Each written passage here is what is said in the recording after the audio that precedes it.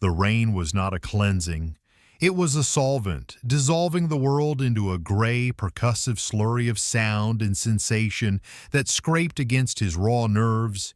Each drop that struck the thin fabric of his tunic felt like a fingertip, cold and clinical, pressing down on the network of bruises blooming across his skin.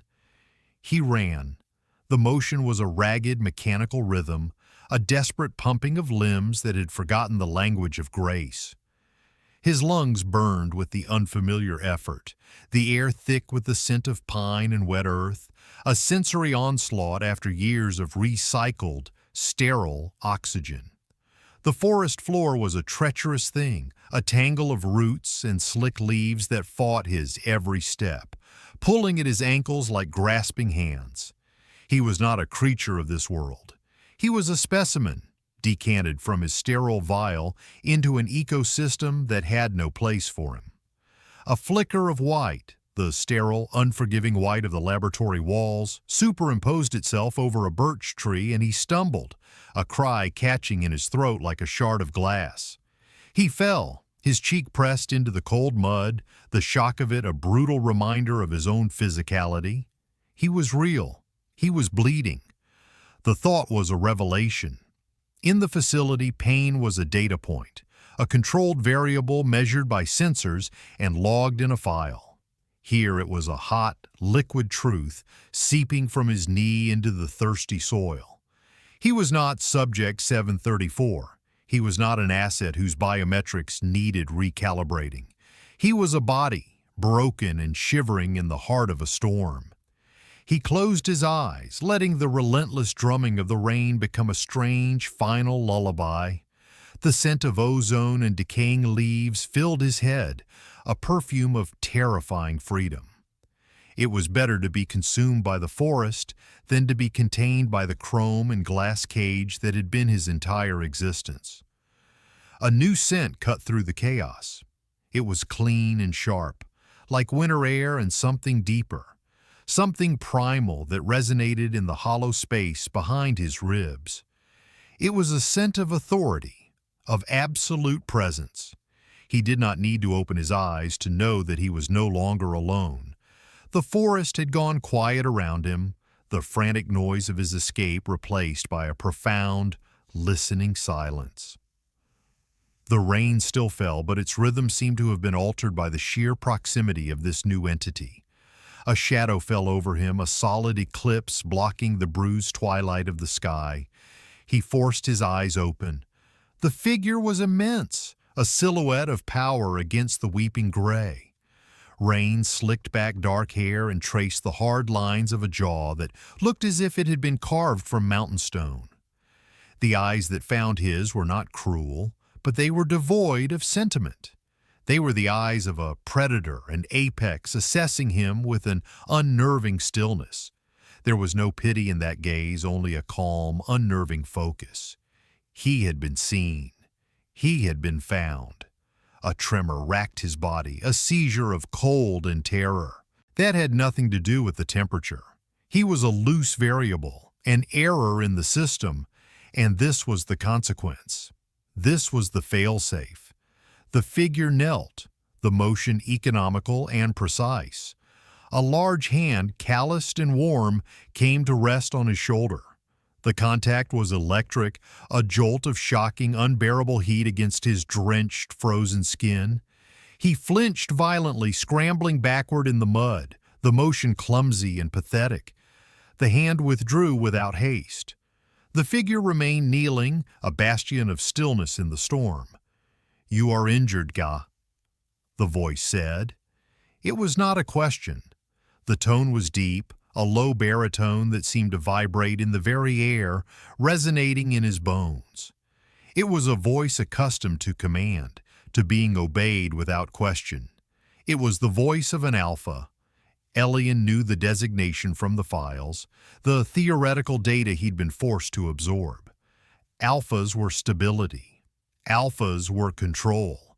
They were the bedrock upon which the rigid, stratified society outside the facility was built. This one smelled of territory, of pine and cold stone, and an unshakable sense of self. He was the forest given form. Elian said nothing. His own voice was a foreign thing, a tool he hadn't used for anything other than screamed responses during stress tests. Silence was his shield, his only remaining piece of armor.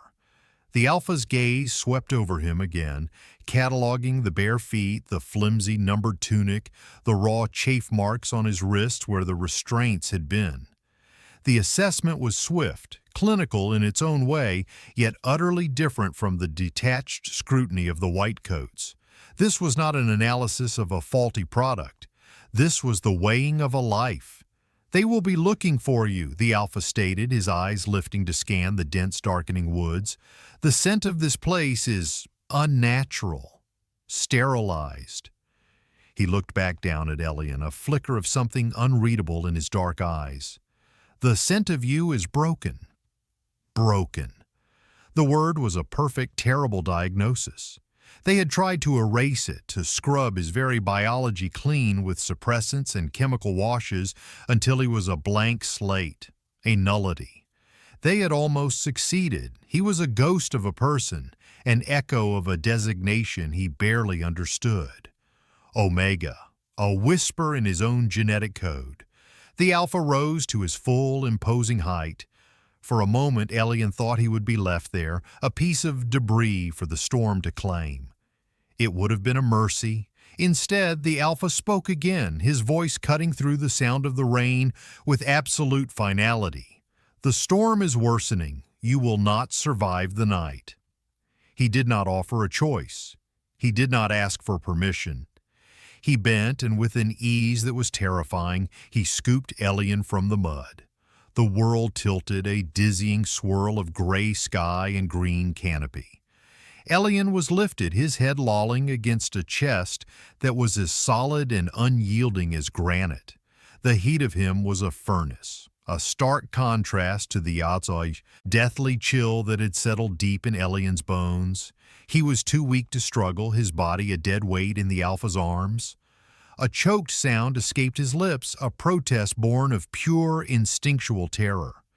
To be held was to be captive. To be touched was to be controlled. The Alpha adjusted his grip, securing him more firmly. "Be still," he commanded, the words a low rumble against Elian's ear. And Elian was. A profound, hopeless exhaustion washed over him, heavier than the rain, more potent than his fear.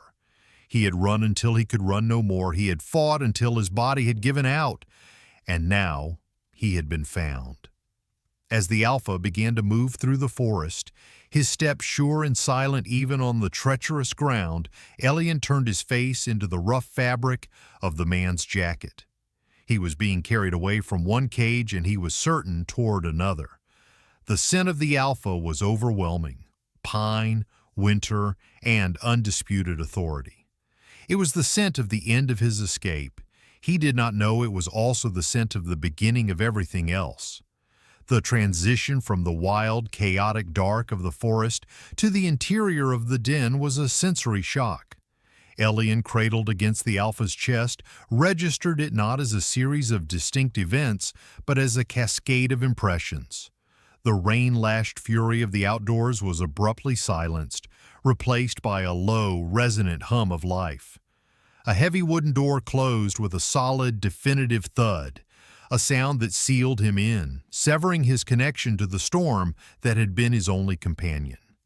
The air changed. It was no longer thin and sharp with the scent of rain and ozone, but thick and warm, layered with the smells of wood smoke, drying herbs, and the complex interwoven scents of a multitude of bodies. It was the scent of a pack. The realization sent a fresh wave of terror through him, a cold counterpoint to the radiating warmth of the Alpha holding him.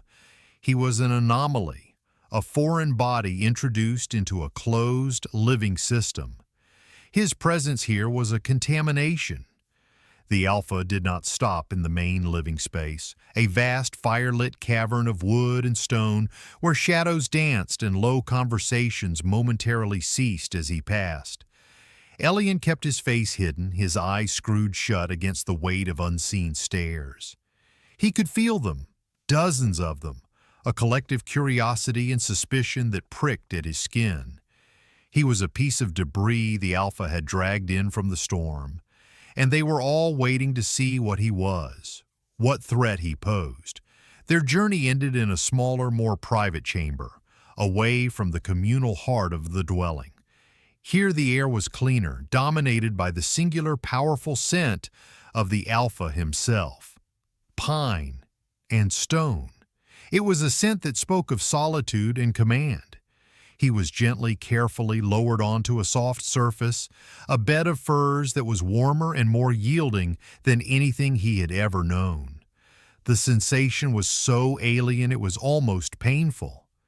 He curled into himself instantly, a tight knot of limbs and fear, his back pressed against the solid wall behind the bed. His eyes darted around the room, cataloging every detail with the hypervigilance of a cornered animal. It was a Spartan space, functional and clean. A stone hearth held the glowing embers of a dying fire. A heavy wooden desk was stacked with neat piles of papers. There were no screens, no blinking lights, no hum of machinery. It was a room that belonged to a man, not a system. The Alpha stood by the door watching him. He had not moved closer, granting Elian a small, crucial perimeter of space. His presence still filled the room, an atmospheric pressure that made it difficult to breathe. He was observing Elian with that same unnerving, calm intensity from the forest. "You need to get out of those wet clothes," he said. The command was soft, but it was a command nonetheless. Elian's hands tightened on the hem of his wet, flimsy tunic. The thin fabric was the only thing he had. It was his designation, number 734, printed in stark, black letters over his heart. To remove it felt like shedding the last miserable layer of his identity. He shook his head, a small, sharp motion of defiance. A flicker of something, impatience perhaps, crossed the Alpha's face, but it was gone as quickly as it appeared. He gave a slow, deliberate nod, a concession. "Fine. We will wait." He turned and added a log to the fire. The embers sparked to life, casting a warm, flickering light across the room and painting the Alpha's severe features in hues of orange and gold. He did not speak again. He simply took up a position in a chair near the hearth, a silent, formidable sentinel. The silence stretched, thick and heavy. It was a different kind of silence than the sterile quiet of the facility. That silence had been empty, a vacuum. This was full, weighted with unspoken questions and the low crackle of the fire. Elian remained coiled on the bed, shivering uncontrollably. The wet fabric clung to him, leaching the last of his body heat. He could feel the cold sinking into his bones, a deep, pervasive ache. He watched the Alpha through his lashes. The man was perfectly still, his large frame relaxed, but alert. He was not looking at Elian directly, his gaze fixed on the flames. But Elian felt the constant, unwavering pressure of his awareness. He was a puzzle the Alpha was trying to solve, and the thought made his skin crawl. He was not a puzzle. He was not a problem. He was a person. The thought was a weak, fluttering thing in the cage of his mind. Hours seemed to pass. The fire grew warmer, the room more comfortable, but the chill inside Elian deepened. His teeth chattered, a humiliating, uncontrollable rhythm. He knew with a detached, clinical certainty he'd learned from observing his own data streams that hypothermia was setting in. He would die here, in this warm, safe room, simply because his fear was greater than his instinct for self-preservation. The Alpha finally moved. He rose from the chair, his shadow stretching across the floor to engulf the bed. Elian flinched, pressing himself harder against the wall. The Alpha stopped, holding up his hands in a gesture of placation, palms open. "I am not going to harm you," he said, his voice a low murmur. "But you are freezing. You will make yourself sick." He gestured to a set of folded clothes on a nearby chest. "They are clean. They are warm."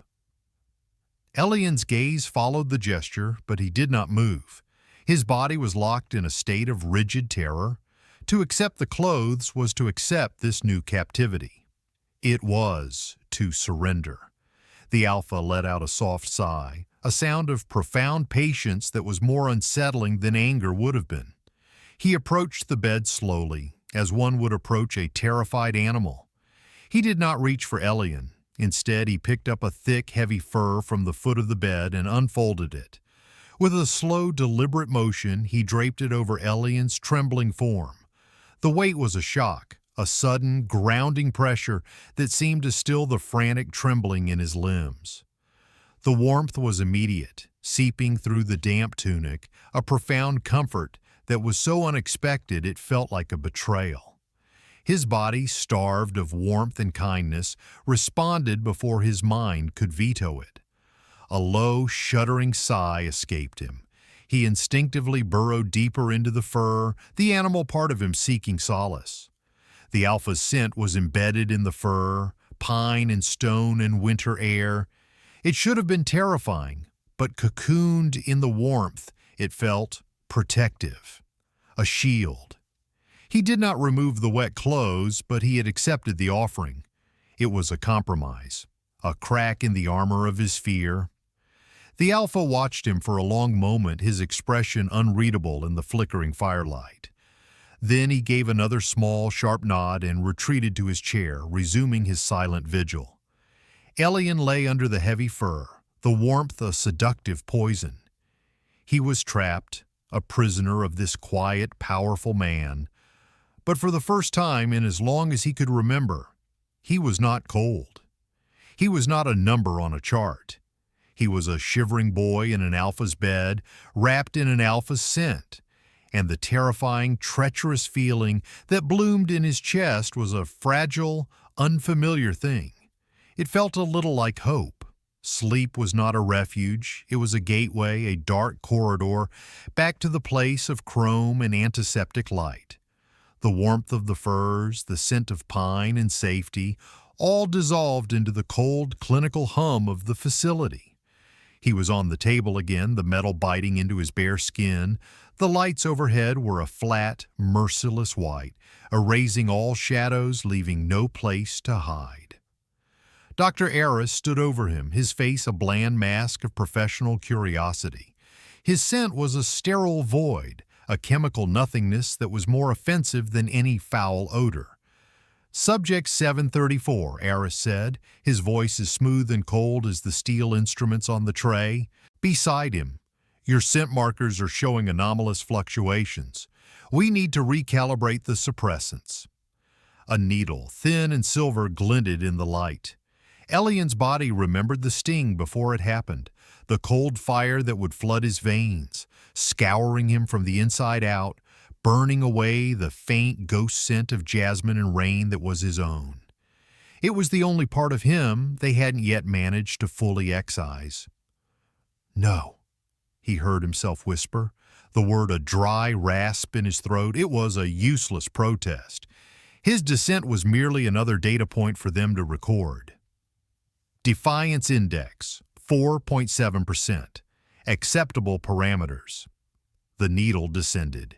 He thrashed, a futile, desperate struggle against the restraints that held his wrists and ankles to the table. The cuffs bit into his skin, a familiar grinding pain. His panic was a silent, screaming thing, a frantic bird beating its wings against the cage of his ribs. He was not a subject. He was not a number. He was... A hand, large and warm, settled on his forehead. The touch was firm, grounding. A voice cut through the sterile hum of his memory, a low, resonant baritone. "You are safe." The words were a lifeline in the drowning dark. Elian's eyes flew open, his heart hammering against his sternum. He was not in the lab. He was in the Alpha's room, tangled in the heavy furs. The fire had burned down to glowing embers, casting the room in a deep, soft red. The Alpha was kneeling beside the bed, his hand still on Elian's forehead, his thumb stroking a slow, soothing rhythm against his temple. The scent of pine and stone was an anchor in the storm of his terror. "A nightmare," the Alpha stated, his voice quiet. Elian could only nod, his breath coming in ragged, painful gasps. The phantom pain of the needle still lingered in his arm, the chemical chill in his veins. He tried to pull away from the touch, but his body was leaden, exhausted by the flight and the fear. The Alpha did not remove his hand. The steady, warm pressure was a constant, a point of focus in the disorienting aftermath of the dream. "You cried out," he said, his gaze searching Elian's face. "You said a number." Elian froze. The number, 7034. It was his name, his identity, the brand seared into his soul. To have it spoken aloud in this place felt like a violation, a betrayal of his own escape. He turned his head away, hiding his face in the furs. He did not want this man's pity. He did not want his questions. The Alpha was silent for a long moment. Then the hand on his forehead retreated. Elian felt a strange, sharp sense of loss at its absence. "I will get you some water," the Alpha said, his voice still low and even. He rose and moved through the shadows of the room. Elian listened to the soft sounds, the clink of a cup, the splash of water from a pitcher. It was all so normal, so domestic. It was a reality he couldn't reconcile with the horrors his mind had just replayed. The Alpha returned and held out a simple, ceramic cup. Elian stared at it. His hands were still trembling. He didn't trust himself to take it. With another of those patient, unsettling sighs, the Alpha knelt again. He brought the cup to Elian's lips. "Drink!" It was a command, but it was gentle. Elian hesitated, then parted his lips. The water was cool and clean, and it sluiced the dry, metallic taste of fear from his mouth. He drank greedily, the simple act of swallowing an anchor to the present moment. He was here. He was alive. He was not on the table. When he was finished, the Alpha set the cup aside. He did not return to his chair. He remained kneeling by the bed, a silent, brooding presence in the dark. "The people you are running from," he began, his voice a low rumble. "What did they do to you?" Elian squeezed his eyes shut. He could not speak of it. The words were trapped behind a wall of ice in his chest. To give voice to the trauma would be to make it real here, in this quiet, safe space. He would not taint it with the filth of his past. He shook his head, a single sharp gesture. He expected anger, frustration. Alphas, according to the data files, did not appreciate defiance. They were creatures of order and control, and he was a chaotic element, an unsolvable equation. Instead, the Alpha simply said, "All right." Just that. One word. An acceptance of his silence. It was more disarming than any demand would have been. The Alpha reached out, not to touch Elian, but to adjust the fur, pulling it more securely around his shoulders. The gesture was small, almost paternal, and it struck a painful, dissonant chord deep inside him. Kindness was a weapon he did not know how to defend against. "My name is Kale," the Alpha said into the quiet. The offering of a name was a profound thing. In the facility, names were a liability, an attachment to be severed. He had a name once, before 734. It was a faded photograph in the back of his mind, a word he was afraid to even think, lest they find a way to take that from him too. He did not offer it in return. He had nothing to give. Kyle seemed to expect nothing. He finally rose and returned to his chair by the dying fire, resuming his vigil. The room fell silent again, but the quality of the silence had changed. It was less of a standoff and more of a truce. Elian lay awake for a long time, his body aching and exhausted, but his mind strangely calm. The terror had receded, leaving behind a vast, hollow emptiness. He watched the silhouette of the Alpha, a dark, unmoving shape against the faint glow of the embers. Kyle. The name suited him. It sounded like the mountains, like something ancient and unshakable. He was a guardian at the gate of Elian's sleep, a silent promise against the return of the white-walled nightmares. For the first time, Elian did not feel like a subject under observation. He felt protected. The idea was so foreign, so dangerous that he immediately tried to push it away. Protection was a transaction. It always came with a price.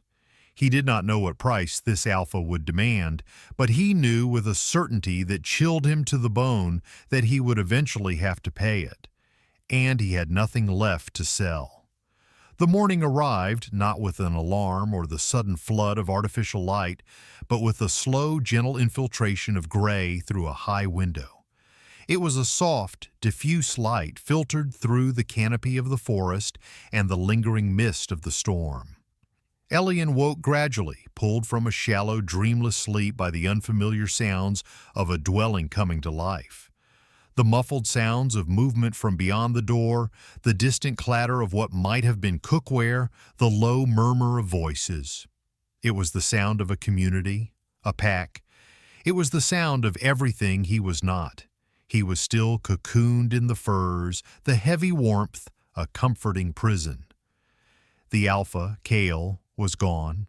His chair by the hearth was empty, and the fire had been swept clean, leaving only pale ash. The room felt larger, emptier without his overwhelming presence, but his scent lingered, a territorial marker that clearly defined this space as his.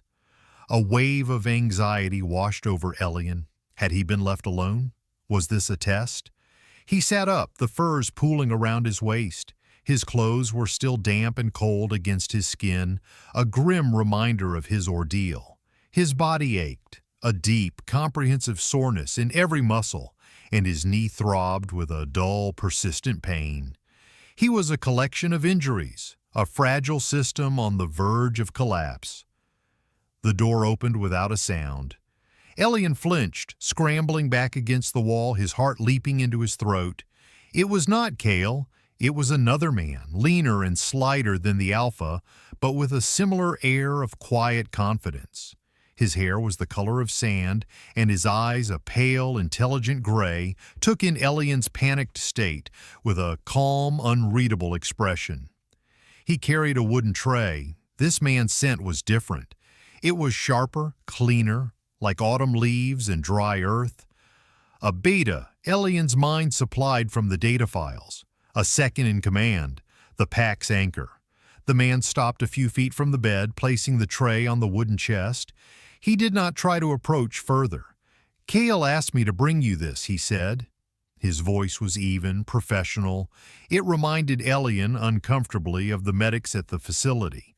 On the tray was a bowl of something that looked like porridge, a cup of steaming water that smelled of mint, and a small pot of dark salve. Beside the tray lay the folded clothes from the night before, a soft, dark tunic and trousers. "My name is Reese," the beta said, his gray eyes watchful. "I am the pack healer." Healer, not a doctor, not a technician. The distinction felt important. Reese gestured toward the tray. "The food is for strength, the tea will help with the chill, and the salve is for your injuries. Willow bark and comfrey, it will reduce the swelling." The clinical explanation was familiar, but the ingredients were not. Willow bark, comfrey, words that tasted of the earth, of the forest, organic, real. Elian stared at the offerings, his stomach a tight, painful knot. To eat their food, to use their medicine, was to accept their dominion. It was to take a step deeper into this new, uncertain captivity. He remained silent, his gaze fixed on the tray, a battlefield of his own internal conflict. Reese watched him for a moment longer, his expression betraying nothing. "Kyle also said," he continued, his tone carefully neutral, "that you are not a prisoner here. You are a guest." A guest. The word was absurd. He was contraband, a stray. He was a problem Kyle had brought home, and now the pack had to deal with him.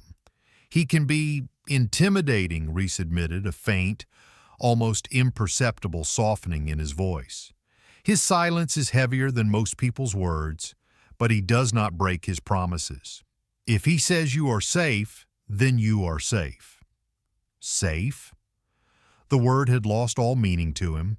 He had been told he was safe in the facility, that his contributions to science were for the greater good, that his sterile, controlled existence was a form of protection from the chaotic world outside. It had all been a lie, a carefully constructed narrative to ensure his compliance. Why should he believe this stranger?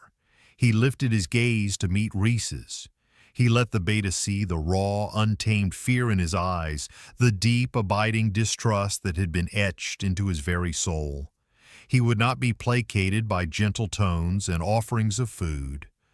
Reese held his gaze, and for the first time, Elian saw something beyond professional calm. It was a flicker of profound, weary sadness, a deep, empathetic sorrow. The beta understood. He understood pain. "We are not them," Reese said softly, as if reading Elian's thoughts. "The ones who put a number on your chest. We know what it is to be hunted."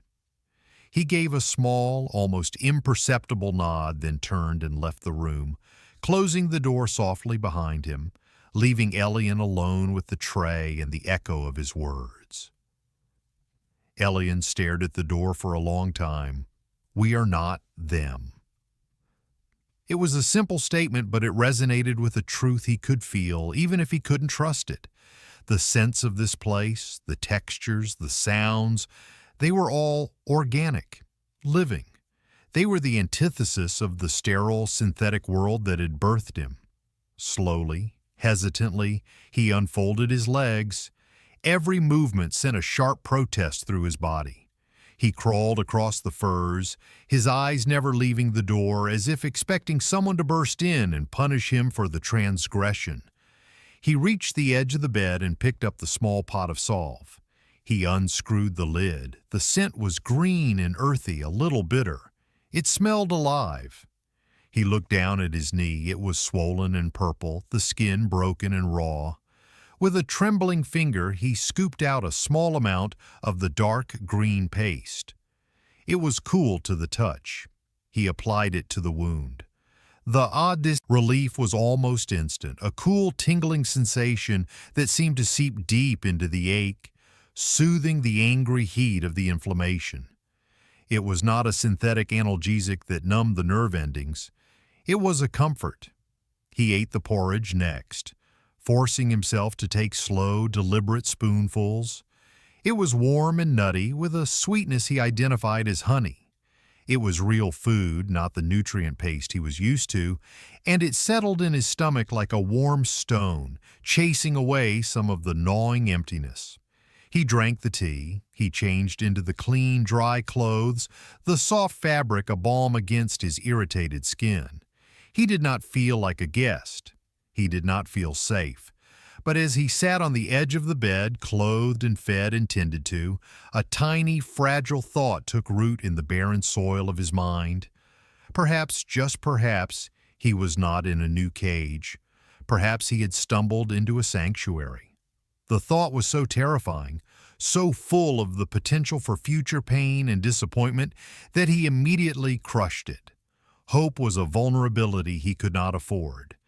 The days that followed blurred into a slow, cautious rhythm, a quiet dance of approach and retreat.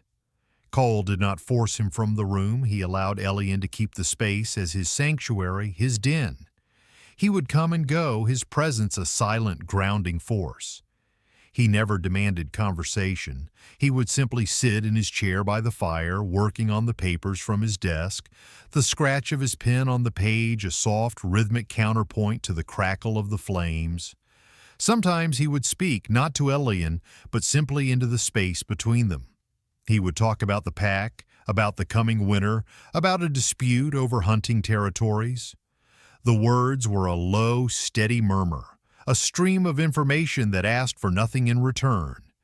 He was, Elian realized, acclimating him, gentling him, treating him not as a problem to be solved, but as a wild thing that needed time and space to heal. Reese visited twice a day, bringing food and checking on his injuries. The healer's presence was always calm and professional, but his gray eyes were kind. He would change the dressing on Elian's knee, his touch efficient and gentle. He never pushed for answers, but his quiet observations missed nothing. He saw the way Elian flinched from sudden movements, the way his gaze constantly darted towards the door, the way he never ever turned his back on anyone. Elian began to heal, physically at least. The bruises on his skin faded from angry purple to a sick, mottled yellow. The cuts on his feet began to close. His knee remained stiff and painful, but the swelling subsided. The constant low-grade fever he'd been running since his escape finally broke.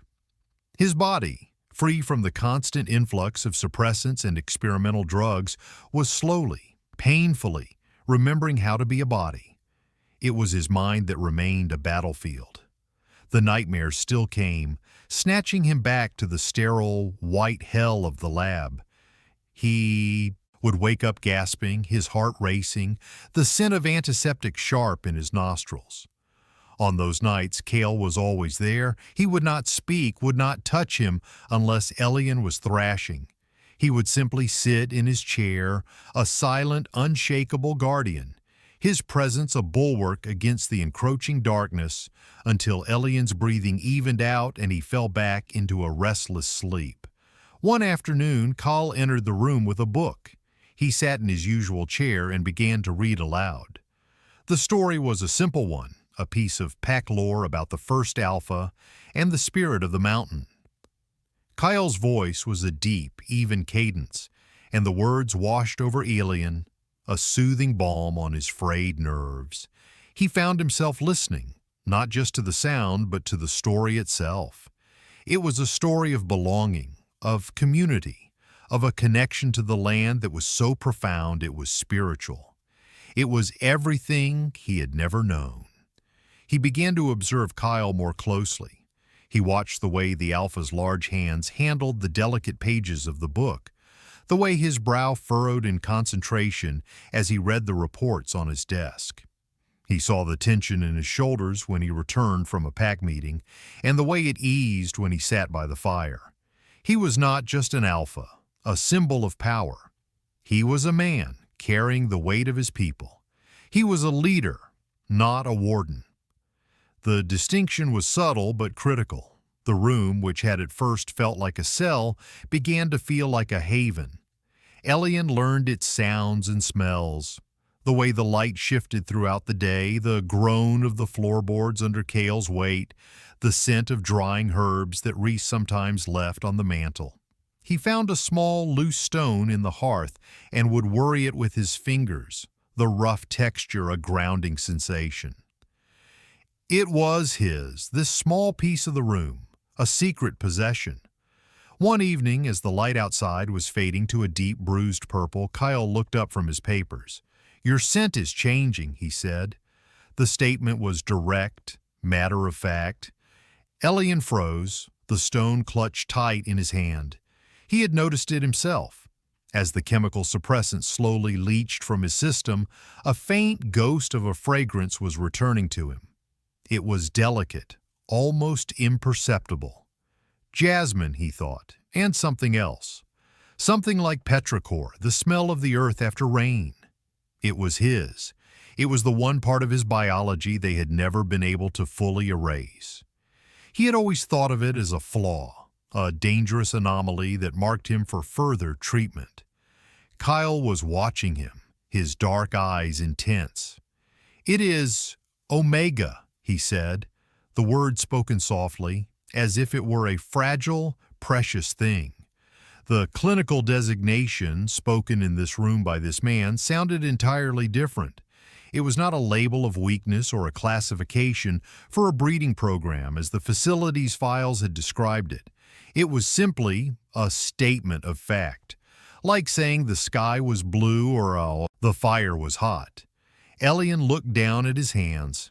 He did not know how to respond. He had been taught to be ashamed of his designation, to see it as a defect that needed to be controlled and suppressed.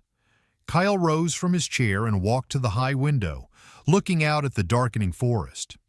"The lab you fled," he said, his back to Elian. "They were not just suppressing it. They were trying to weaponize it, weren't they? To isolate the pheromones, to turn you into a tool. The word struck Elian with the force of a physical blow. He had never articulated it so clearly, but he knew in the core of his being that Cale was right. He had not been a patient. He had been a resource to be mined. They had wanted to distill the part of him that was omega, the calming pheromones, the empathetic resonance, and turn it into a biological weapon of control, a way to pacify populations, to quell dissent without firing a single shot. He was not an experiment in healing. He was an experiment in subjugation. A choked, guttural sound escaped his throat, a sound of such profound violation and despair that it surprised him. Tears, hot and sharp, pricked at his eyes. He had not cried in years. Crying was an unsanctioned emotional response. It was a data point that led to punishment. Kyle turned from the window. He did not move closer, did not offer a comforting touch. He simply stood there, his presence a solid, unshakable anchor in the room. He let Elian have his moment of grief. He bore witness to it. The tears fell, silent tracks on his dusty cheeks. They were tears for the boy he might have been, for the life that had been stolen from him, for the pieces of his own soul that had been dissected and cataloged and stored in vials. He was not just broken. He had been systematically disassembled. When the storm of grief had passed, leaving him hollowed out and shaking, he looked up at Cale. The Alpha's face was grim, his jaw tight with a cold, controlled fury. It was an anger that was not directed at Elian, but for him. "They will not have you," Cale said, his voice a low, dangerous promise. "You are under the protection of this pack. You are under my protection." He was not an asset. He was not an experiment. He was under Cale's protection. The word settled over him, not like a cage, but like a shield. And for the second time, a treacherous, terrifying bloom of hope pushed its way through the frozen soil of his heart. This time, he did not crush it. He let it be. The revelation of the facility's purpose lingered in the quiet room, a toxic phantom that changed the dynamic between them. Cale's protective stillness intensified, his gaze often resting on Elian with a new somber weight. It was no longer just the concern for a refugee. It was the focused fury of a guardian whose charge had been grievously wounded. Elian, in turn, felt a subtle shift within himself. The validation of his trauma, the fact that Cale had seen the truth of his violation without needing it explained, had chipped away another piece of his armor. He began to watch Cale not as a potential threat, but as a complex, powerful being whose motivations were slowly becoming clearer. Cale was a creature of fierce loyalties and unshakable principles. His pack was his territory, and by bringing Elian into his den, he had in a way claimed him as part of that territory. The idea was both terrifying and deeply, shamefully comforting. The pack, however, was not a monolith. Elian could hear them sometimes, their voices a low murmur through the thick wooden door. He could not make out the words, but the tones were clear. Concern, suspicion, debate. He was a disruption, an unknown variable, a danger brought into their midst. One afternoon, Reese came with the usual tray of food, but his calm demeanor was strained. There was a tightness around his eyes, a tension in his shoulders that even Elian, with his blunted instincts, could perceive. "There is talk in the pack," Reese said, his voice low as he set the tray down. He did not look at Elian, busying himself with arranging the items. "Some are worried. They fear you will bring your hunters down on us." The fear was a cold, familiar stone in Elian's stomach.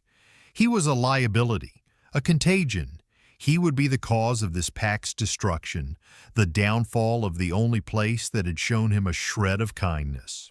"They do not understand Cale's decision," Reese continued, finally meeting Elian's gaze. His own was troubled. To bring a stray, an unknown Omega, into his personal den, it is unprecedented. It is a statement. He has marked you as his concern and therefore the pack's concern. Not all agree with the risk. Elian looked down at his hands. He wanted to tell Rhys that they were right to be afraid. He wanted to tell him to cast him out, to leave him in the forest before it was too late. But the words would not come. The selfish animal part of him, the part that craved the warmth and the safety of this room, kept his mouth shut. That evening, the tension that Rhys had hinted at arrived at their door. There was a sharp knock, a stark contrast to Rhys's quiet entrances. Chaol, who had been cleaning a hunting knife by the fire, looked up, his expression unreadable. "Enter," he commanded. The door opened to admit a tall, powerfully built woman. Her hair was a wild mane of dark curls, and her eyes, a sharp, intelligent brown, were fixed on Elian with an expression of open hostility. Her scent was strong, of burnt wood and granite, a formidable beta. She ignored Chaol completely, her focus entirely on the small, huddled figure on the bed. "So this is it," she said, her voice a low, contemptuous growl. "This is the ghost you brought back from the storm, the one who threatens to bring the sterile men to our door." Chaol rose slowly, deliberately placing the knife and cleaning cloth on the mantel. He moved to stand between the woman and the bed, a solid wall of protective authority. His size and presence suddenly seemed to double, filling the room with an almost suffocating pressure. "That is enough, Lyra," he said, his voice quiet but laced with steel. Lyra did not back down. She met her alpha's gaze, a challenge in her eyes. "Is it, Chaol? We have rules. We do not bring in outsiders, especially not damaged ones. He smells of chemicals and fear. He is a beacon for our enemies." Damaged. The word was a branding iron searing into Elian's skin. He curled into himself, trying to make himself smaller, to disappear into the furs. "He is under my protection," Chaol stated, the words leaving no room for argument. "That makes him the pack's responsibility."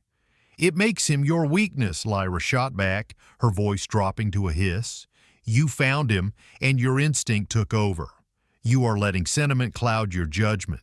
We are not a rescue service for every broken thing you find in the woods. We have our own to protect." A tense, vibrating silence filled the room.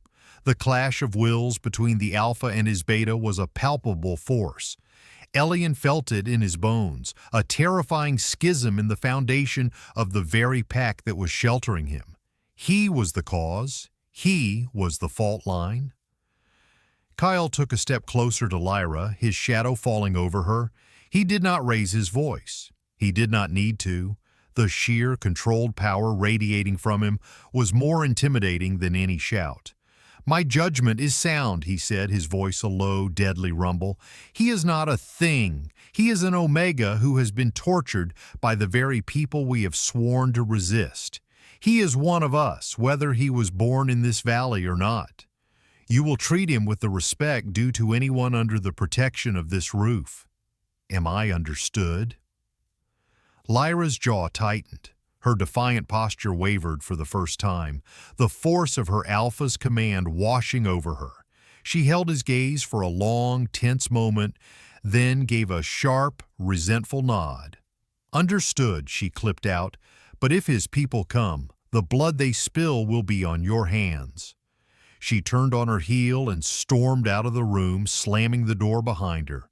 The sound echoed in the sudden silence. Chaol stood for a long moment, his back to Elian, his shoulders rigid. He let out a slow, controlled breath, the tension visibly draining from him. He turned and his eyes found Elian's. The anger was gone, replaced by a weary, somber expression. "She is afraid," he said by way of explanation. "Fear makes people cruel." He walked back to the hearth, but he did not sit. He leaned against the stone mantel, his arms crossed over his chest, his gaze on the fire. "She is not wrong to be cautious," he admitted, his voice low.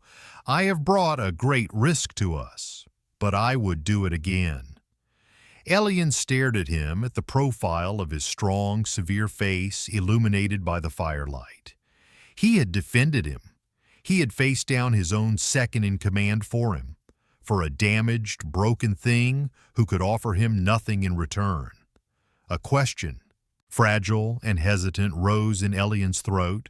For the first time, he spoke a word that was not a scream or a nightmare-fueled whisper. A word that was a choice. Why? The sound of his own voice was a shock, a rusty, unused thing. It was thin, reedy, but it cut through the silence of the room. Kyle turned his head, his dark eyes locking onto Elian's. There was a flicker of surprise in his expression, quickly masked. He considered the question for a long moment, his gaze unwavering. "Because," he said finally, his voice a low, soft rumble that vibrated deep in Elian's chest. "When I found you in the rain, you smelled of jasmine and defiance." He turned his gaze back to the fire. "I have a weakness for defiant things." The admission hung in the air between them, more intimate than any touch. He had not seen a victim.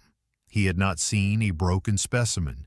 He had seen a flicker of a fighting spirit beneath the terror and the pain, and he had chosen to protect it.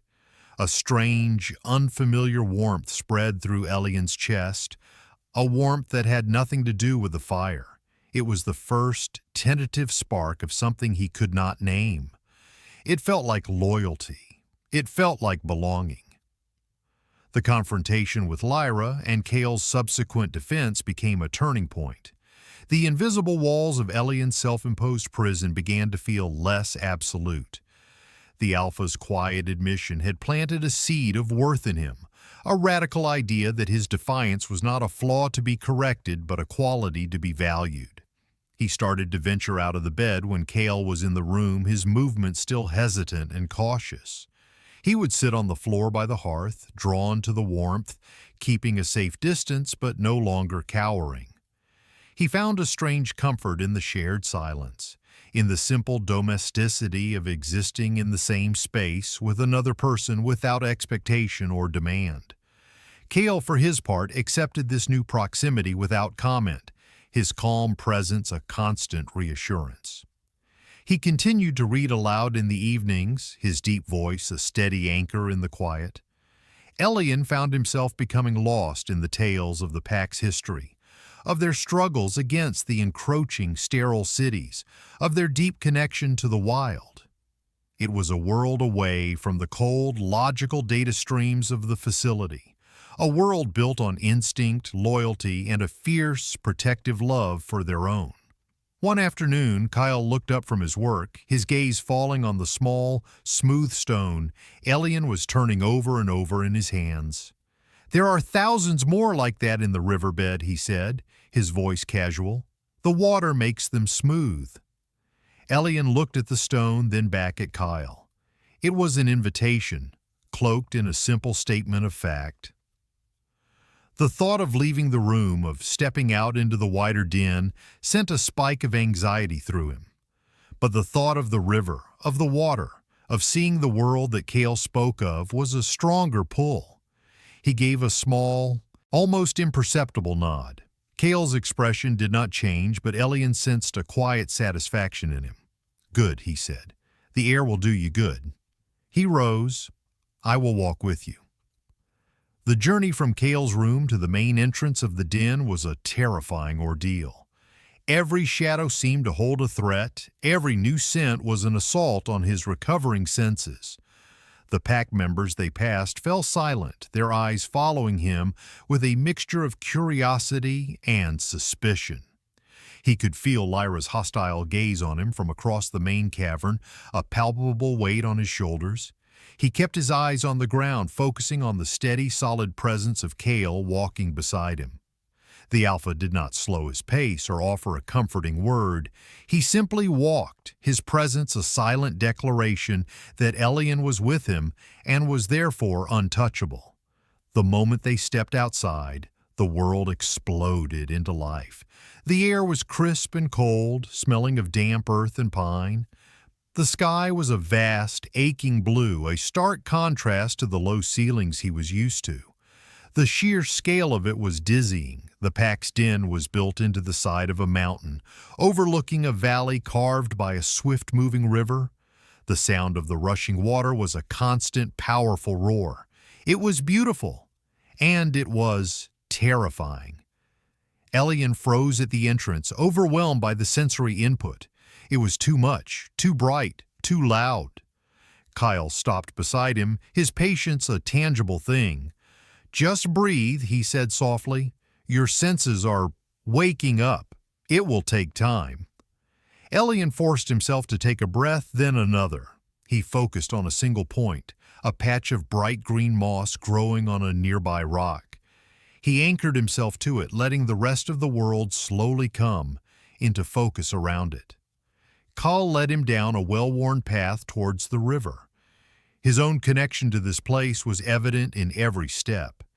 He moved with a quiet, confident grace, his gaze sweeping across the valley, taking in every detail. This was his land, his territory. He was as much a part of it as the mountains and the trees. They reached the riverbank, a wide expanse of smooth gray stones. The water was clear and impossibly cold, rushing over the rocks with a relentless energy. Elian knelt, his injured knee protesting, and dipped his hand into the current. The shock of the cold was breathtaking, a jolt of pure, clean sensation that seemed to wash away the lingering phantom touch of the lab. He watched the water swirl around his fingers, mesmerized. It was alive. It was free. Kyle sat on a large boulder nearby, observing him. He did not speak, allowing Elian to experience the moment on his own terms. Elian found a stone, smooth and dark and perfectly shaped to fit in his palm.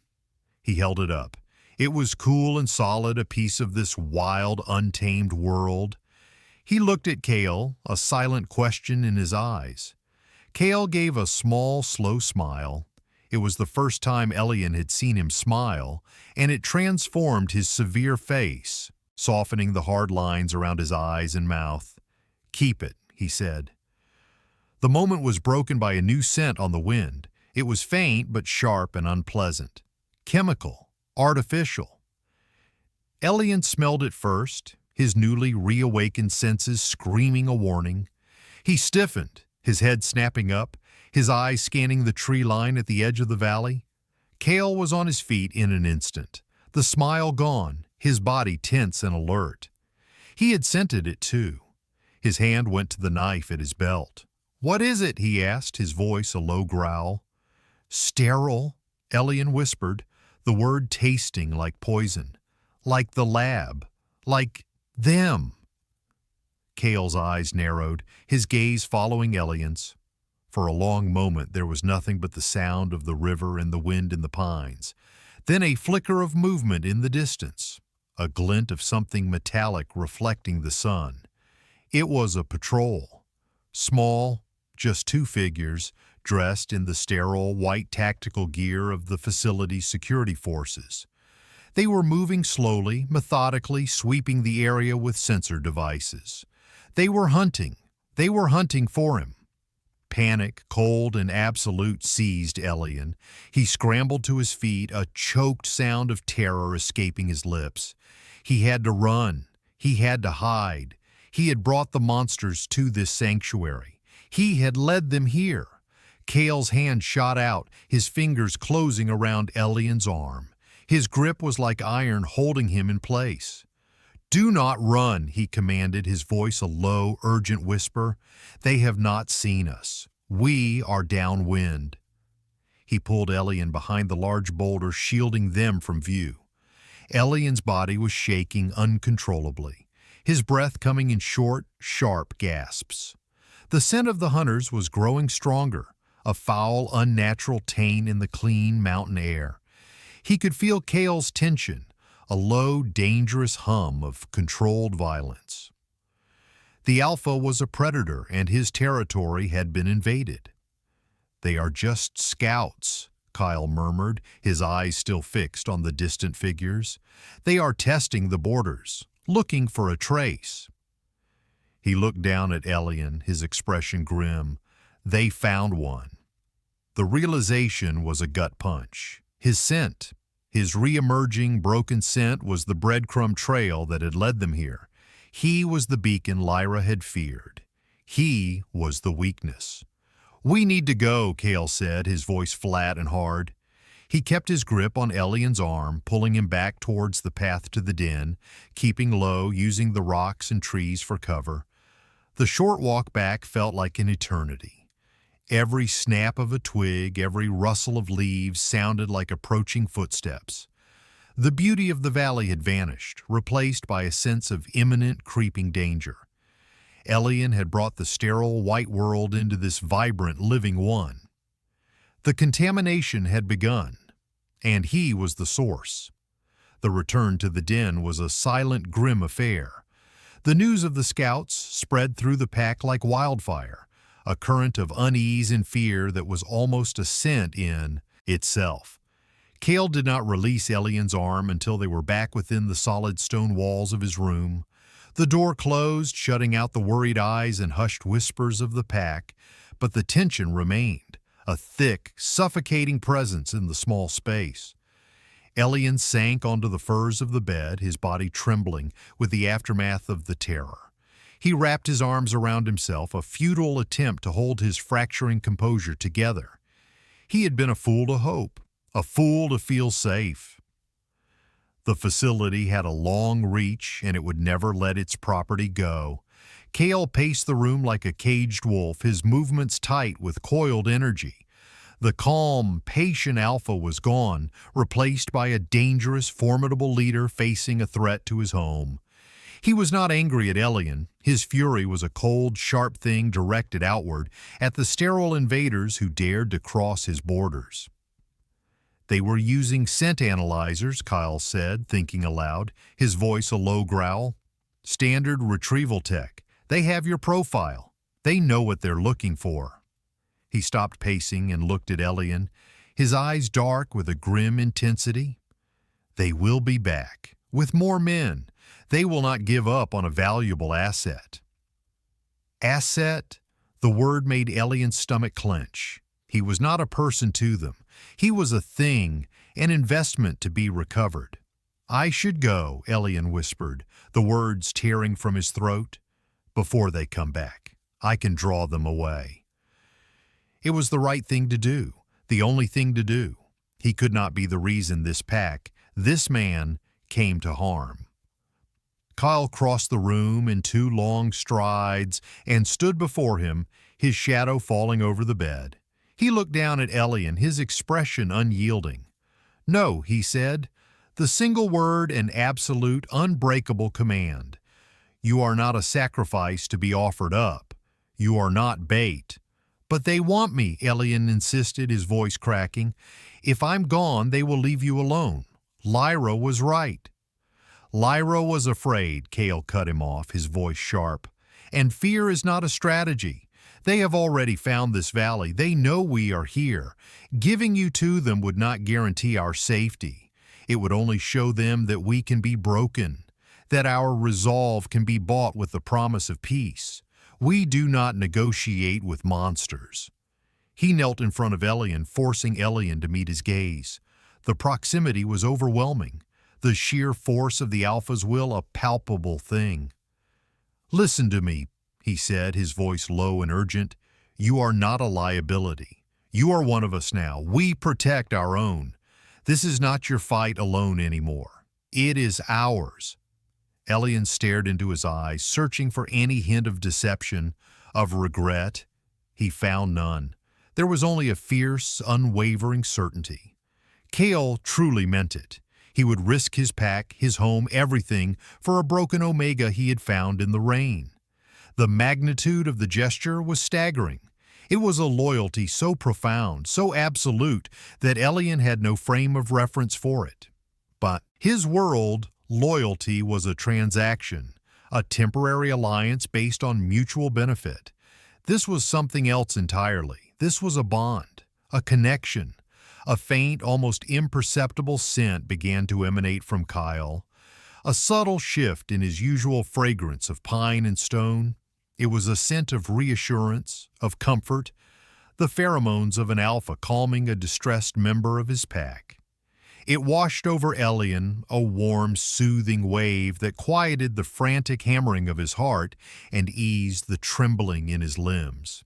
His own scent responded instinctively, a faint, fragile bloom of jasmine and rain, laced with the bitter tang of his fear, but also with a thread of something new: trust. The exchange was subtle, a silent conversation happening on a primal biological level. It was a connection deeper than words. Kyle's expression softened, a flicker of something tender in his dark eyes as he registered the change.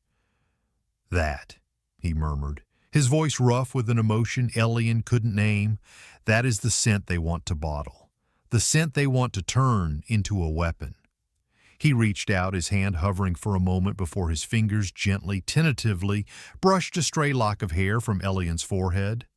The touch was light as a breath, but it sent a jolt of electricity through Elian's entire body. It was not a clinical touch, not a controlling grip. It was a gesture of profound, aching tenderness. It was the first gentle, intentional touch he had received in his entire memorable life.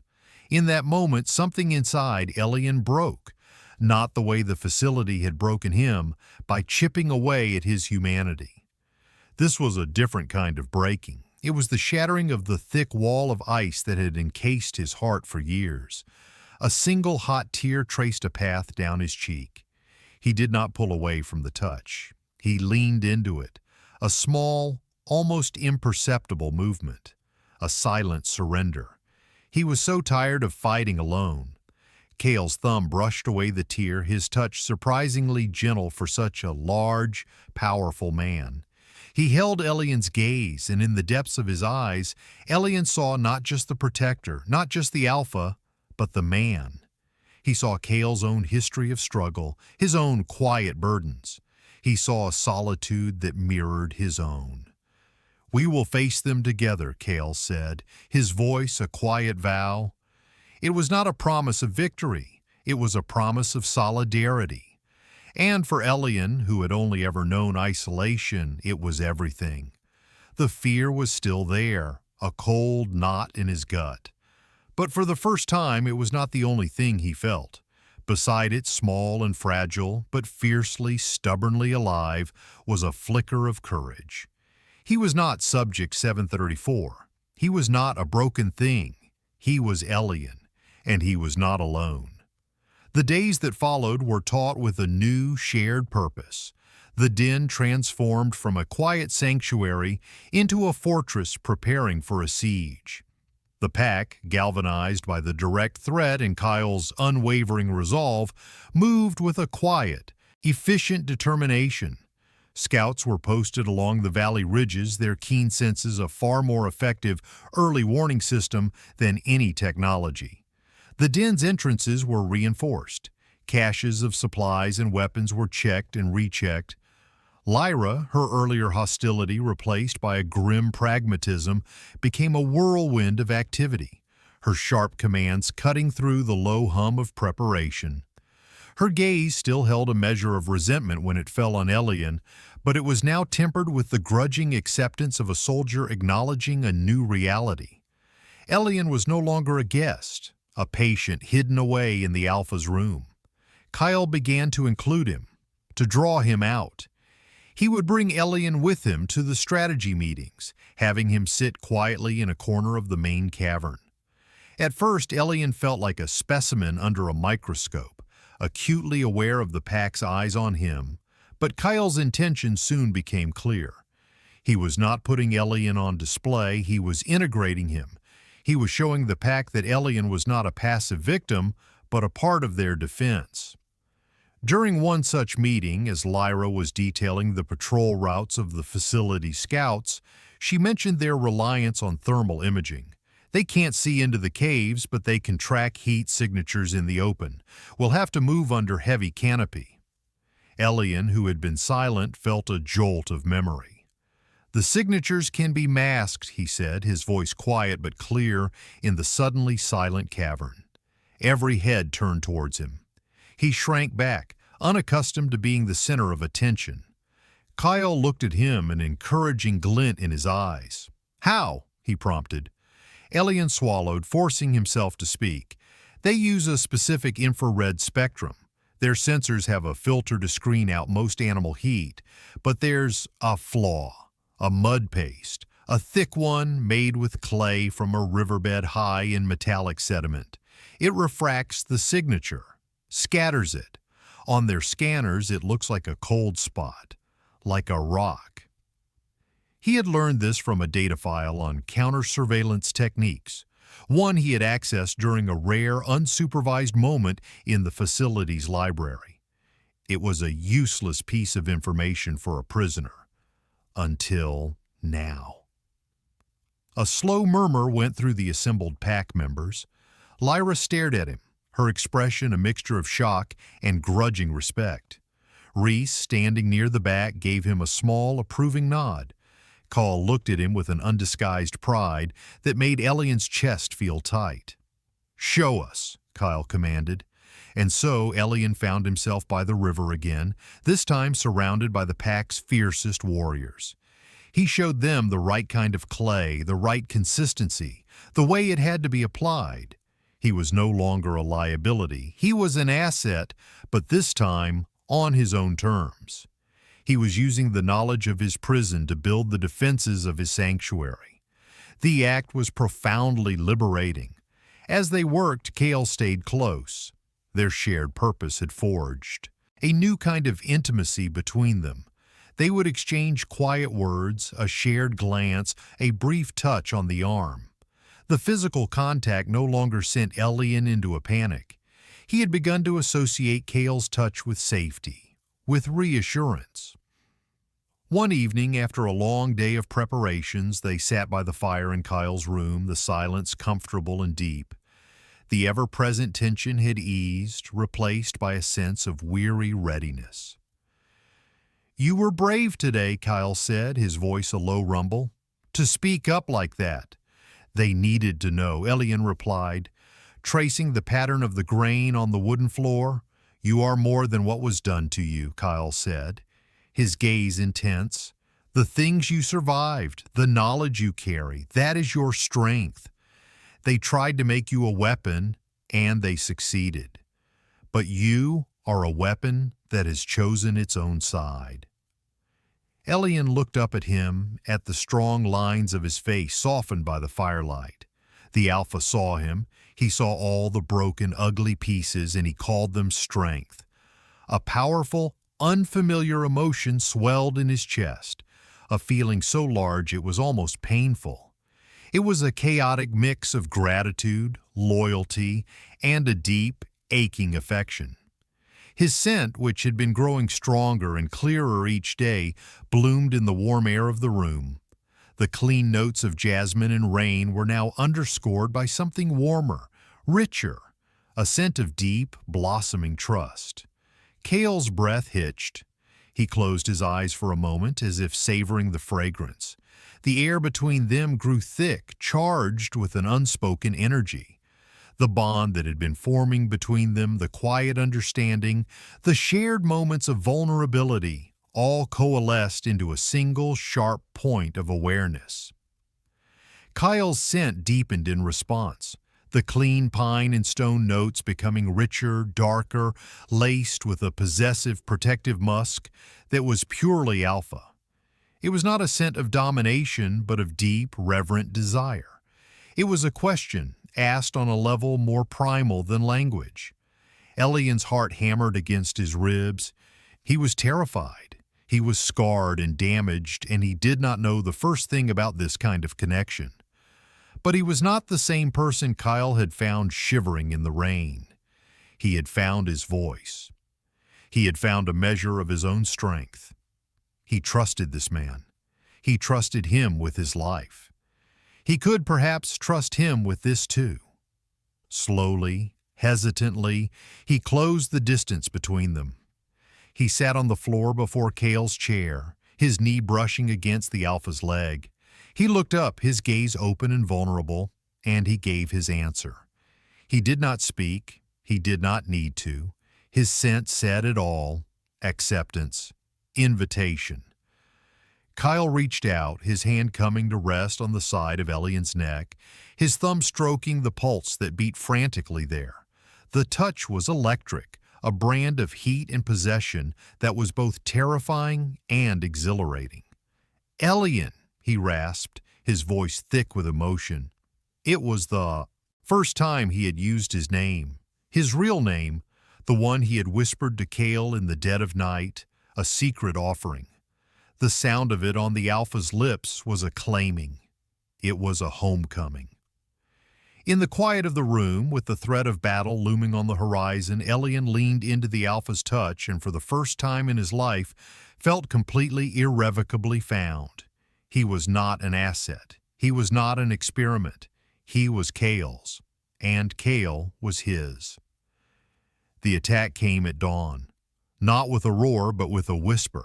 A cold chemical silence fell over the forest, a deadening of the natural sounds that was more alarming than any explosion. The birds stopped singing. The insects went quiet. The scouts Kale had posted sent back a single chilling report. Before their communications went dead, a creeping, odorless gas was seeping through the valley floor. A neuroparalytic, non-lethal, designed for capture. The sterile men had come. The den erupted into controlled, disciplined chaos. Kyle's voice cut through the tension, sharp and clear, issuing a string of commands. "Seal the lower entrances. Wet cloths over your faces. Lyra, take your team to the western vent. Block it now. Reese, prepare the antidotes. Everyone else to the upper cavern. Arm yourselves." He moved with a lethal grace, a whirlwind of focused purpose. But his eyes sought out Elian, a silent question in their depths. Elian's blood ran cold. He knew this gas. He had seen it tested on other subjects. It was efficient, terrifyingly so. It didn't just paralyze the body. It induced a state of extreme, hallucinatory terror while leaving the victim completely unable to move or scream.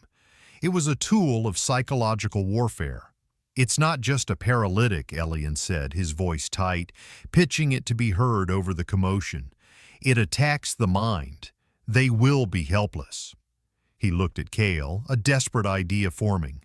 "The antidote Reese has, it will only work on the physical symptoms. They need a counter-frequency, an anchor." Kale's eyes narrowed. "What kind of anchor?" "An Omega's," Elian said, his heart pounding. "A strong, calming scent. It can cut through the fear pheromones in the gas. It can guide them back." This was the weapon they had tried to build from him. This was the power they had wanted to control. Now he would turn it against them. It was a terrifying risk to project his scent with that much power. To open himself up completely to the entire pack would leave him psychically and emotionally exposed, vulnerable in a way he had never been before. But looking at Kale, at the grim resolve on his face, at the pack moving as one to defend their home, he knew he had no other choice. "I can do it," he said, his voice gaining a strength he didn't know he possessed. "But I need to be at the center of the den, and I need you with me." Kyle's gaze was intense, searching.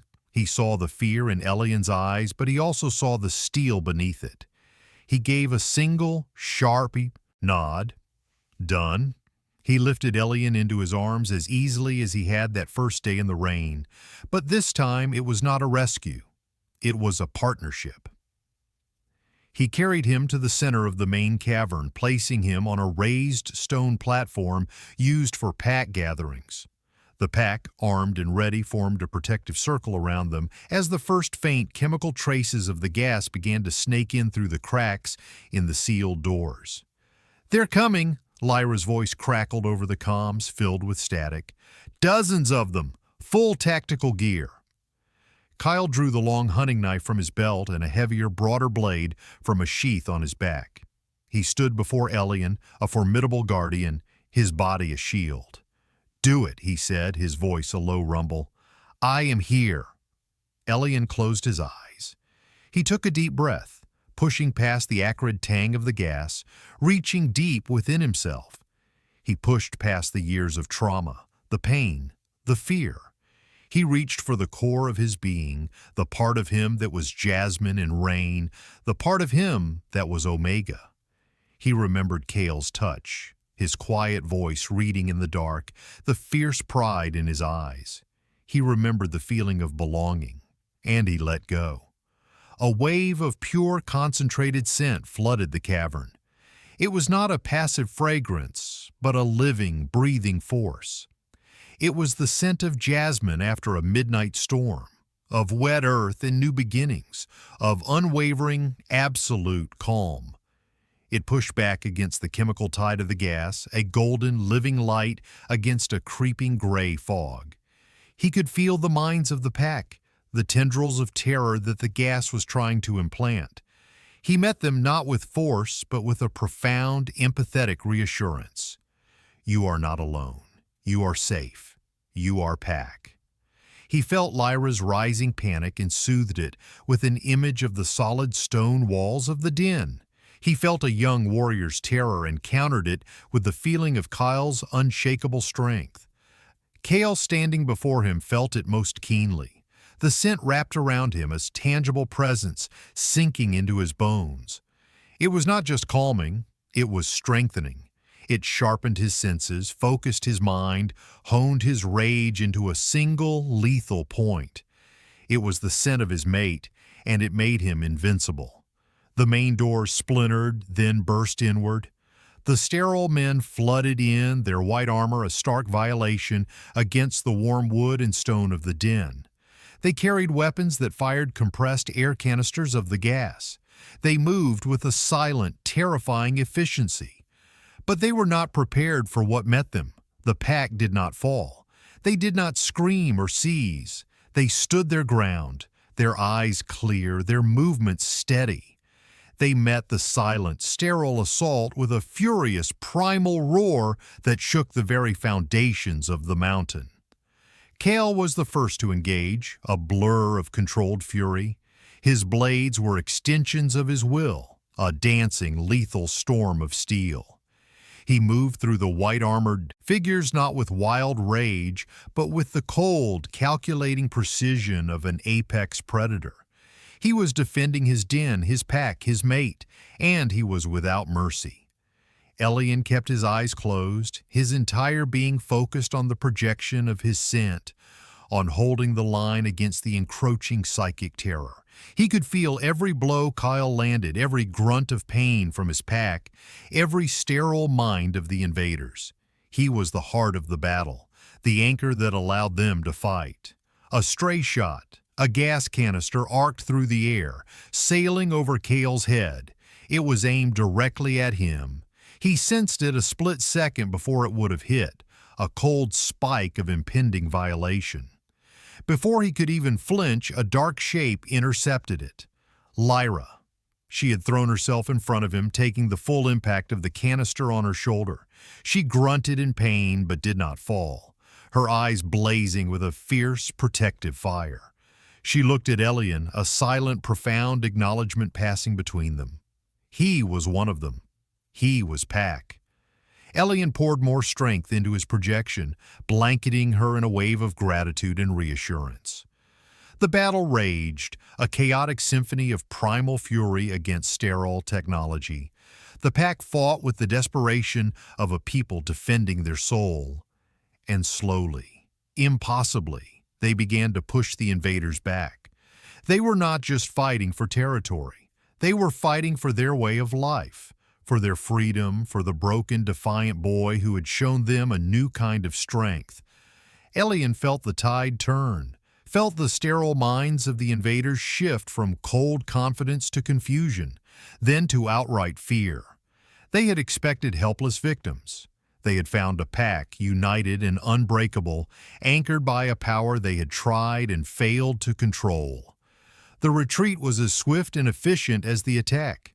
The sterile men fell back, dragging their wounded, and vanished into the forest, leaving behind the wreckage of their failed assault. A ragged, triumphant cheer rose from the pack. It was a sound of survival, a sound of victory. Elian's strength gave out, the projection collapsed, and the world rushed back in with a dizzying, painful force. The cavern spun, and he slumped forward, his consciousness fading into a sea of exhaustion. Strong arms caught him before he could fall. He looked up into Kale's face. The Alpha was bleeding from a cut on his temple, his face smudged with dirt and grime, but his eyes were blazing with a fierce, possessive pride. "You did it, Elian," he rasped, his voice thick with awe. "You saved us." He lowered his head and pressed his forehead against Elian's. It was a gesture of profound respect, of absolute partnership. It was the sealing of a bond, forged in desperation and tempered in battle. Elian closed his eyes, the scent of his Alpha, pine, stone, and victory filling his senses. He was not a weapon. He was a shield. He was not a subject. He was a savior. He was home. The aftermath of the battle was a study in contrasts. The main cavern bore the scars of the fight, splintered wood, scorch marks on the stone floor, the lingering bitter almond scent of the neutralized gas. Yet the atmosphere was not one of defeat, but of a fierce, vibrant life. The pack tended to their wounded with a quiet camaraderie, their movements efficient and their voices low but steady. They had faced the sterile men and won. They had proven that their way of life, their connection to each other and the land, was stronger than any cold technology. Lyra, her arm in a sling but her eyes bright with a newfound respect, approached the platform where Kale still knelt beside Elian. She looked down at Elian, who was slowly regaining his strength, leaning heavily against his Alpha. "The weapon they made," she said, her voice rough with emotion, "it sang a song of home." She placed her good hand over her heart in a gesture of pack loyalty, a salute directed not just at her Alpha, but at Elian as well. It was an apology, an acceptance, and a pledge, all in one silent motion. Elian met her gaze and gave a small, tired nod. The schism was healed. He was no longer the outsider, the liability. He was part of the whole. Reese, his face smudged with grime but his expression calm as ever, soon shooed everyone away, insisting that Elian needed rest. Kyle lifted him again, his movements tender and careful, and carried him back to the quiet sanctuary of his room. He laid Elian on the furs and began to gently clean the grime from his face with a cloth dipped in warm water. The silence in the room was profound, a stark contrast to the chaos of the morning. It was a silence of shared exhaustion, of deep, unspoken understanding. "I have never seen anything like it," Kyle said softly, his fingers tracing the line of Elian's jaw. "The strength you have, it is a terrifying, beautiful thing."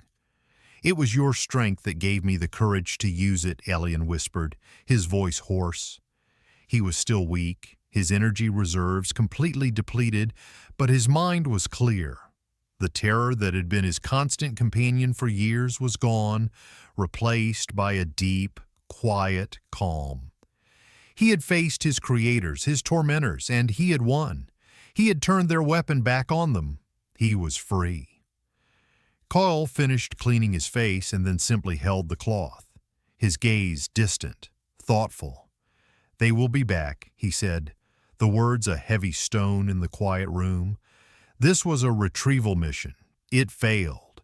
The next time it will be an eradication mission. They will not risk you falling into anyone else's hands. They will come to sterilize this entire valley. The cold reality of his words settled over Elian, but it did not bring the familiar spike of fear. The future was uncertain, dangerous, but he would not face it alone. "Then we will be ready," Elian said, his voice quiet but firm. It was a simple statement of fact, a declaration of his new reality. "We." Kyle looked at him, a slow, wondering smile spreading across his face. It was a smile of pure, unadulterated love. "Yes," he said, his voice thick, "we will." He leaned down, his movements slow, deliberate, giving Elian every chance to pull away. He did not. Kyle's lips met his, a soft, tentative pressure. It was not a kiss of frantic passion, but of deep, reverent discovery. It was a kiss that tasted of wood smoke and battle, of pine and jasmine, of shared pain and a future forged together. It was a promise. It was a beginning. In the days that followed, the den healed. The physical wounds of the pack mended and the psychological scars of the battle began to fade, replaced by a new sense of unity and strength. Elian was no longer confined to Cale's room. He walked freely through the den, and the pack members greeted him not with suspicion, but with nods of respect and quiet gratitude. He was their anchor, their shield. He had a place. He had a people. He spent his days with Reese, learning about the herbs and remedies of the forest, discovering that his own innate empathy made him a natural healer. He learned the names of the pack members, their stories, their histories. He learned what it meant to be part of a family. He spent his nights with Cale. They would talk for hours by the fire, sharing the stories of their pasts. Elian's fragmented memories of a life before the facility. Cale's tales of growing up in the shadow of the mountain, of the burden and honor of leadership. They built a new world together in the quiet intimacy of that room, a world made of shared trust and gentle touches, of comfortable silences and soft kisses. The bond between them deepened, an unshakable connection that was more than just the primal pull of Alpha and Omega. It was a meeting of two souls who had found in each other the missing pieces of themselves. One evening, months later, as the first snow of winter began to fall outside, blanketing the valley in a soft, quiet white, they stood at the high window in Cale's room, looking out at the transformed landscape. The world was clean, peaceful, hushed. "It looks like the end of the world," Elian murmured, leaning his head against Kyle's shoulder. Kyle wrapped his arms around him from behind, pulling him close against his chest. The warmth and solidness of him was a constant, comforting reality. "No," Kyle said, his voice a low rumble against Elian's ear. He pressed a soft kiss to his temple. "This is the beginning." Elian looked at their reflection in the dark glass of the window. He saw a tall, powerful Alpha and a smaller, slighter Omega, held securely in his arms. He saw two figures, once solitary and broken in their own ways, now fused into a single strong silhouette against the backdrop of the falling snow. He was not a subject. He was not a number. He was not a weapon or a prize to be claimed. He was Elian. He was a healer. He was the mate of the pack Alpha. He was loved. He was home. The sterile men would come again. The fight was not over. But as he stood there, wrapped in Cale's arms, listening to the steady beat of his heart, Elian knew with an unshakable certainty that they would face it, and whatever else came after, together. The rain had tried to dissolve him, but it had only washed him clean, delivering him to the one place, the one person, who could see the defiance beneath the damage and call it beautiful.